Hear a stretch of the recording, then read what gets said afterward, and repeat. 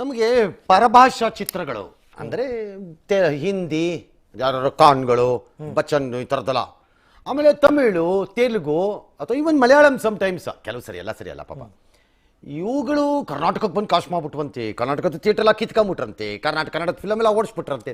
ಕೇಳಿ ಕೇಳಿ ಕೇಳಿ ಕೇಳಿ ಕೇಳಿ ಜಿಡ್ಡಿಡ್ದೋಗಿತ್ತು ತಲೆ ಎಲ್ಲ, ಬ್ರೈನ್ ನಮಗೆ ನಿಜ.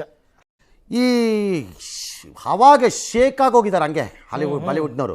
ಏನು ಕಂಡಿದ್ರು ಬಾಲಿವುಡ್ನವರು, ನಾವು ಹಾಲಿವುಡ್ಗೆ ಲೆವೆಲ್ ಎಲ್ಲ ಸೌತವರೆಲ್ಲ ಇದ್ದಾರಲ್ಲ, ಎಲ್ಲ ಚರ್ಮದಲ್ಲೂ ಕಪ್ಪು, ಸೆಕೆಂಡ್ ಗ್ರೇಡ್ ಸಿಟಿಸನ್ಗಳು ಏನೋ ಹಿಡ್ಕೊಂಬತ್ತವೆ ಒಂದು 4 ಮೂವಿ ಇನ್ಕೊಂಡು.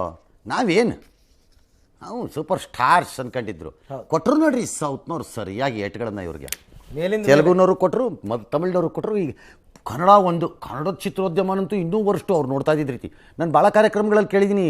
ಪರದೇಶದಲ್ಲಿ ನಡೆಯೋ ಕಾರ್ಯಕ್ರಮ, ರಾಷ್ಟ್ರ ಮಟ್ಟದಲ್ಲಿ ನಡೆಯೋ ಕಾರ್ಯಕ್ರಮದಲ್ಲಿ ಕರ್ನಾಟಕದವ್ರನ್ನ ಲಾಸ್ಟಲ್ಲಿ ಕೂರಿಸೋದು, ಲಾಸ್ಟಲ್ಲಿ ಯಾವಾಗಲೂ ಕರೆಯೋದು ವೇದಿಕೆಗೆ ಅವಾರ್ಡ್ ಕೊಡೋಕ್ಕೆ ಅಂತ, ಏನೋ ನಾಮಕಾವಸ್ಥೆ ಒಂದು ಕೊಟ್ಟು ಹೋಗೋತ ಕಡೆಗೆ ಅಂತ ಕಳಿಸೋದು, ಹಿಂಗಿತ್ತು ಕನ್ನಡ ಉದ್ಯಮ. ನಂಗೆ ಟ್ರೀಟ್ ಮಾಡ್ತಿರಲಿಲ್ಲ, ಭಾಳ ನಿಕೃಷ್ಟವಾಗಿ ನೋಡಿದ್ದಾರೆ ಇವರೆಲ್ಲ. ತೆಲುಗು ತಮಿಳು ಗೌರವ ಕೊಡ್ತಿದ್ರು ಸ್ವಲ್ಪನಾರುವೆ, ಕೊಡ್ತು ಏಟು ಈಗ